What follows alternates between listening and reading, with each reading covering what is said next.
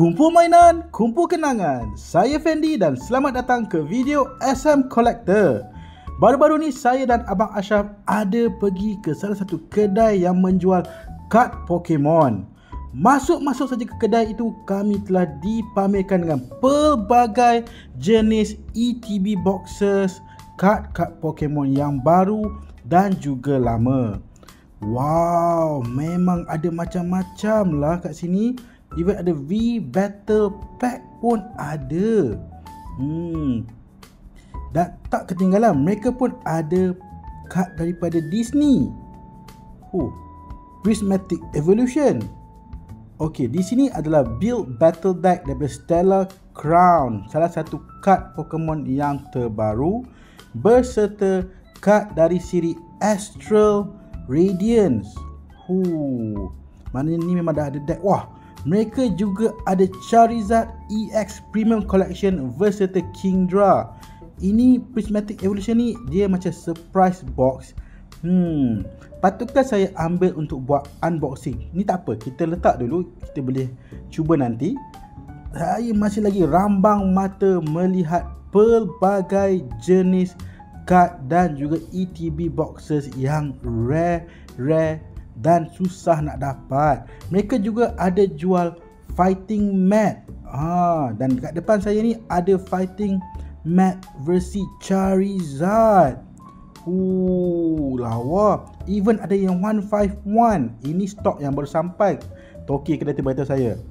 Dan bukan itu saja, mereka juga ada single card dan juga kad yang telah di-grade untuk dijual untuk mana-mana peminat tegar Pokemon. Bukan itu saja, mereka pun ada cardboard game. Tapi bila saya sampai, saya dan Abang Ashraf ada perasan yang mereka tengah menganjurkan tournament Pokemon Gym Battle. Di sini mereka pun ada 3D printed Pokeballs. Ada Team Rocket punya balls lah. Mecha Godzilla pun ada. Not to mention Lucario, Snorlax, Blastoise. Dan mereka juga ada card sleeve. Yang ni saya suka. Dan card sleeve ni semua adalah original Pokemon card sleeve yang telah diimport dari Pokemon Center. Memang betul ramah mata. Bukan itu saja, mereka pun ada card yang dibuat di Malaysia, iaitu Drama Pukul 7 edisi tonton. Kad ni saya pernah main, memang best. Tak kering gusi, bergelak dan juga bergaduh. Sebab apa? Dia betul-betul je Drama Pukul 7. Memang seronok untuk bermain bersama keluarga. Di sini ada juga kad Nak Makan Apa version nombor 2. Kad ni bila dah menang dia akan cakap order siap. Memang best, terbaik lah. Memang pandai dia menarik perhatian dan juga minat-minat orang lokal. Alang-alang saya dah di sini, saya pun membeli Pokeball yang telah di 3D printed. Dan saya ambil Pokeball Rayquaza. Alright, untuk yang mana tak tahu, Rayquaza adalah legendary Pokemon bagi game Pokemon Emerald yang dikeluarkan pada tahun 2004 ke 2005 oleh The Pokemon Company untuk Game Boy Advance. Game ni saya dah main banyak kali dan memang saya boleh recommend. Memang best. Jalan cerita, Pokemon lore dia memang tip top.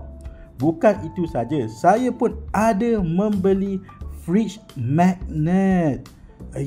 Fridge magnet ni ada 4 starter Pokemon yang semua orang memang akan tahu.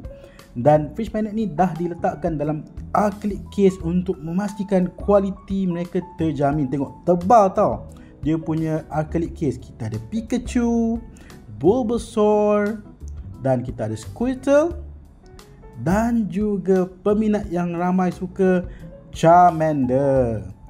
Dan untuk pengetahuan semua, karakter-karakter ni boleh dapat serentak di dalam game Pokemon Yellow yang dikeluarkan pada tahun 1998 ke 1999 untuk siri Game Boy.